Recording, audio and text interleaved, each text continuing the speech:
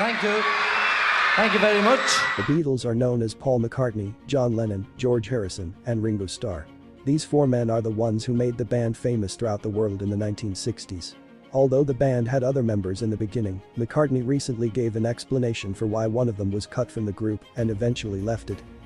In the one episode of his podcast, Paul McCartney, A Life in Lyrics, the rocker looked back at the band's history and recalled the brief period of time that Stuart Sutcliffe spent there, and he didn't hold back.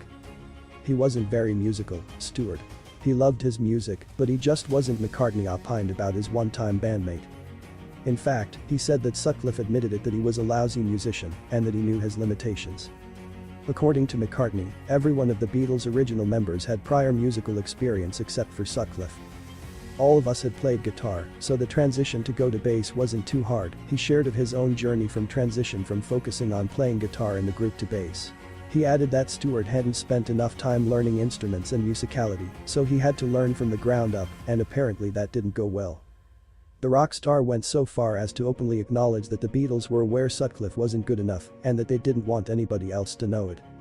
We actually used to have to ask him to turn his back to the camera if there were any photos being taken, because we knew that people could see he wasn't necessarily playing in the same key as us, McCartney shared in the podcast.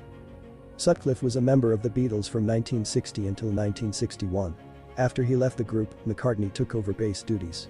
Just months after breaking away from the Beatles and focusing instead on his art, Sutcliffe sadly passed away. He suffered a catastrophic cerebral hemorrhage at the age of 21.